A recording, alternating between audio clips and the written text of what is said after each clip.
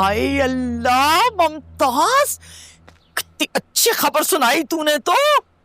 ये ले मेरी तरफ से एक पप्पी। चल अब आगे बता क्या हुआ। अरे अम्मा, अब ये तो हुरम का आशिक ही डिसाइड करेगा, जो फिल्मी हीरो की तरह घर के बाहर बैठ गया। अरे अम्मा ऐसे धमकी दे रहा था, क्या बताऊं, कह रहा था कि मैं मर जाऊंगा लेकिन अपनी हुरम का हाथ किसी और को थामने नहीं दूंगा मैं। आय हाय, तो कम बखत मारी, मुझे भी बुला लिया होता ना वहां पे। मैं भी जरा भाई साहब और फरीदा की उजड़ी हुई शक्लें देखने का मजा ले लेती और 2-4 आंसू बहाकर तुझे भी एक्टिंग के जौहर सिखा देती मैं।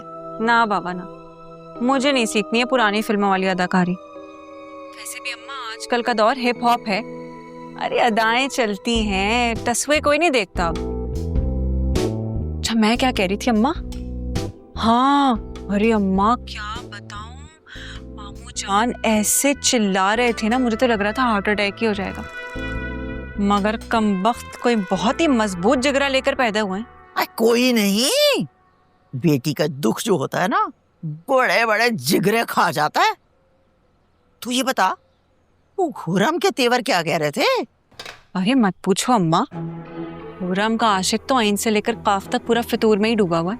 अरे कहीं छुप के निकाह विकाह तो नहीं कर बैठी कल मुही? अब ये सब नहीं पता मुझे, लेकिन अम्मा यकीन मानो हुरम ऐसे शेरनी की तरह दहाड़ रही थी मामू जान के सामने, सारे जमाने का खौफ भुलाकर ये मोटी मोटी आंखें निकालकर अपने आशिक का साइड ले रही थी।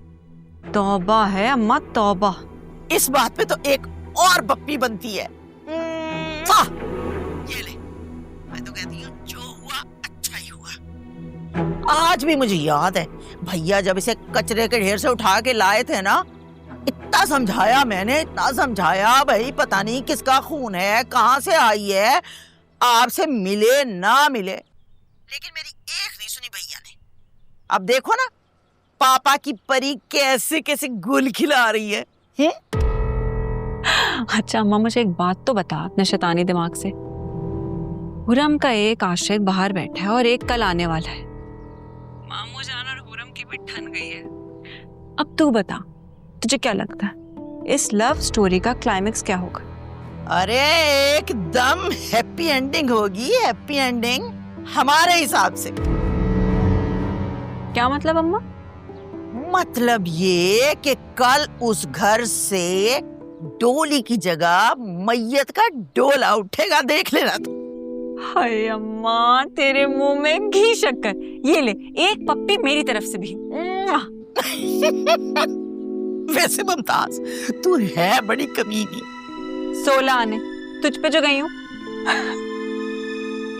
अच्छा सुन, अपने उस निकम्मे शोहर की तो सुना, आजकल क्या कर रहा है वो? अरे अम्मा कमबख्त पता नहीं कहाँ गया हुआ है, कराची से बाहर एक हफ्ते से।